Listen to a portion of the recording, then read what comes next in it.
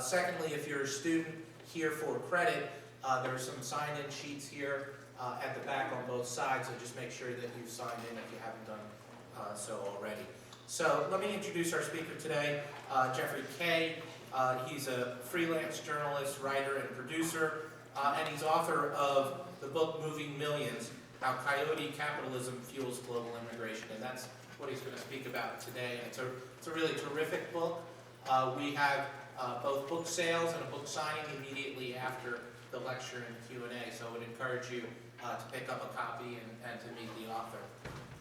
Jeffrey Kaye worked as a correspondent for the PBS NewsHour for 25 years and continues as a contributor to the NewsHour and to World Report, the public affairs program of HDNet television. Kaye has traveled the world as a reporter, and I know this is how I know of him. I've seen him many times on the NewsHour in far-flung places all around the world. And he's a frequent speaker and commentator, chiefly on the subject of immigration. In fact, Kaye himself immigrated to the United States from England in 1963 with his parents and his sister.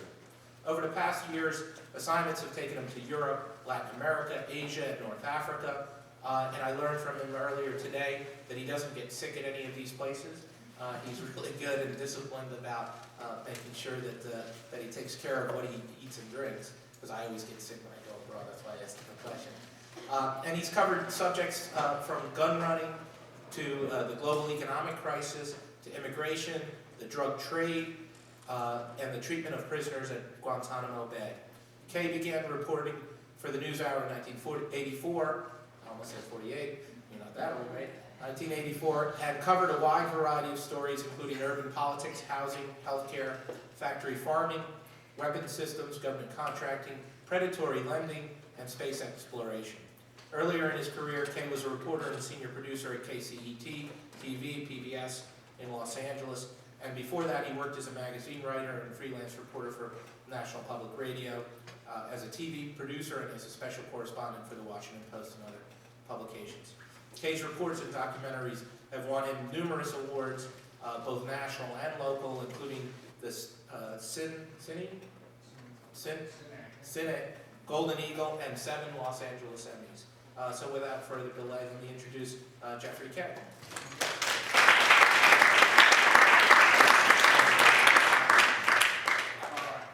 Thank you very much, Ron. All right, guess I should use the microphone. Thank you, Ron, and thank you, Andrea, for arranging this. I've been a big fan of Ron's work also. And it's hard to study immigration, know much about immigration without reading about what Ron has written in his diligent work on particularly about high-skilled immigrants. And thank you all for coming. It's quite a privilege to be here and see kind of the interaction and convergence of engineering folks and public policy people. I think that's what we've got here.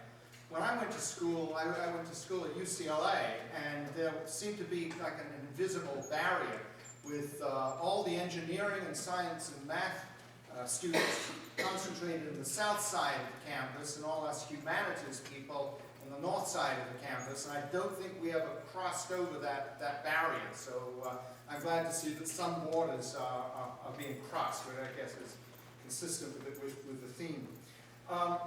I've come at this from a slightly different perspective than Ron, if you're familiar with Ron's work. Take a broader view and a global view, although he does some of the same stuff of the global situation, and perhaps we wind up on the same page with differing and similar solutions. I'll talk about that. My focus is really cause and effect of migration. And that's really what I'm going to be talking about today, with the idea being that we really need to do a lot more about looking at the causes, what motivates migration, and what's the response to it. I also appreciate the fact that this is being co-sponsored by the Labor Federation and the AFL-CIO.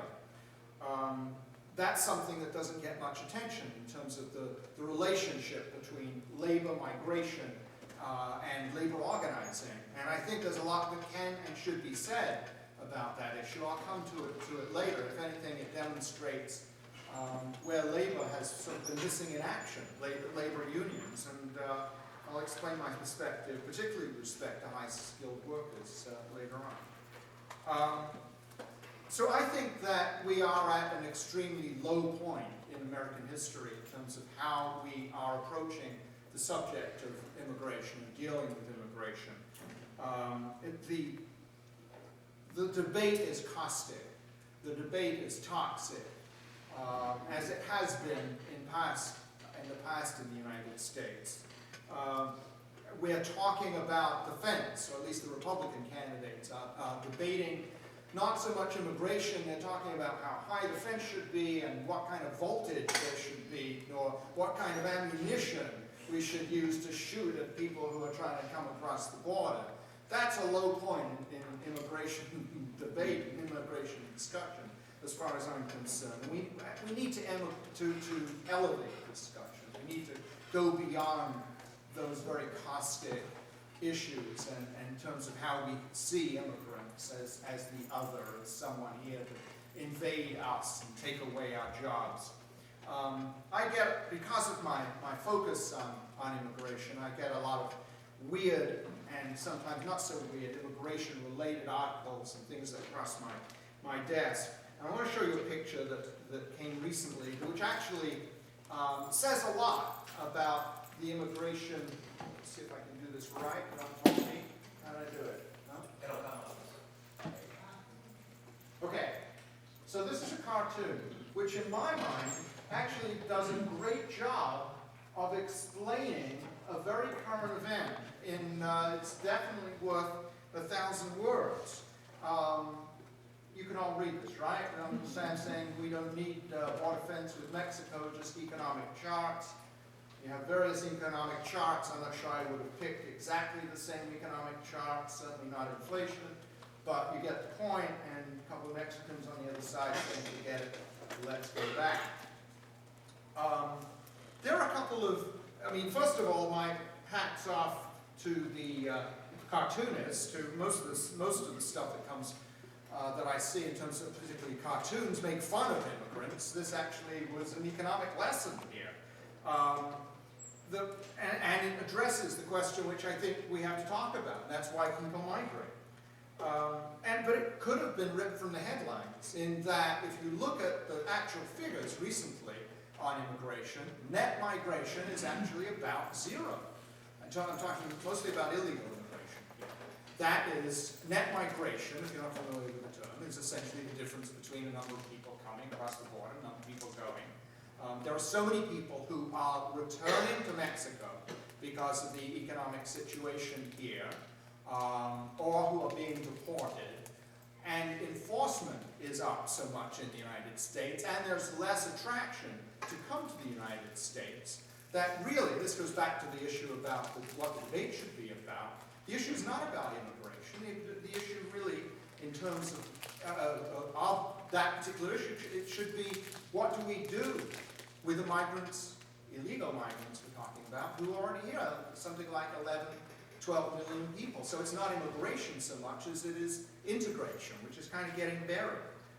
And to ask the question that should form, though, any immigration debate, go back to that, we need some kind of policy. What causes immigration and what can be done about it? That can be a fairly subversive question.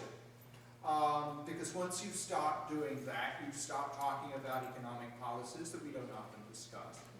We talk about need, and it's hard to resolve some of these questions. There was a Brazilian archbishop who famously said, "When I give food to the poor, they call me a saint. When I ask why they are poor, they call me a communist." In a way, the same kind of subversive question applies, in my mind, to migration. So we need to look at and see what frames the debate, why people migrate, look at the causes, and also look at immigration through the lens of a globalized system. What's going on in the United States, even though we like to think of ourselves as an exceptional country, is going on around the world. And exactly the same kinds of relationships that exist between the United States and less developed countries in this hemisphere are existing around the world as different countries take very similar approaches to migration and have very similar debates. How high should the fence be? How can we keep them out? How can we wall ourselves in? My book came out last year, and obviously to work on a book that's fairly ambitious, looking at global migration, I had to start working on it much sooner, much earlier. Actually, the book is a result of an accumulation of many years as experience as a journalist. And I know we have journalism students, and here I'll come to what I've written about, how I got to that point in a few minutes. But as I wrote the proposal for the book and then started working on the book itself, the ground shifted under my feet. And I started to get a little worried. Much of the stuff I put in the proposal for the book to talk about various trends were either slowing or in some cases had reversed. So for example, one of the things I was excited about researching and writing about was the migration of Polish people from Poland to Ireland, because the Polish economy had gone down, the Irish economy was going great guns, and it looked like a fascinating thing to report on. By the time I actually arrived in Poland with my camera crew and ready to research the book, exactly the opposite was taking place. Poles who had moved to Ireland were in fact moving back to Poland, and many Irish people had started going abroad, as they have traditionally, in search of work, and many Irish people were actually going to Poland in search of work, to set up shop, in business, as high-tech workers, or even as construction workers, because when the Depression and recession hit in Poland, it was quite extreme. So I talked to my editor about, okay, what am I going to do here? I'm sorry, this isn't exactly what I proposed. And he was reassuring. He basically said that even if some of the facts change, if your basic concepts hold, which they did, people are still migrating in search of work, the places were different, then we're going to be okay. And I think we were. I think that the basic principles that are in the book remain, even though some of the facts may be changing as we speak.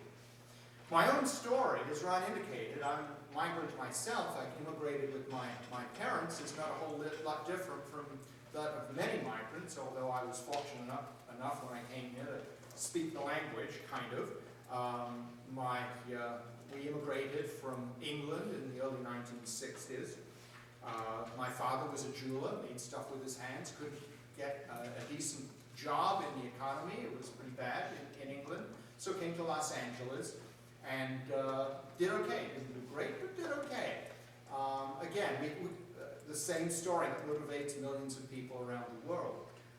We came because cousins had migrated here previously, and that again is a fairly typical story. When people migrate, they often go where pioneers have gone before them. And so they came, they said, come out here, and that's exactly what we did. But what was fascinating, at least from the immigration standpoint, was working as a reporter and seeing changes taking place before my eyes. I saw the immigration issue mushroom as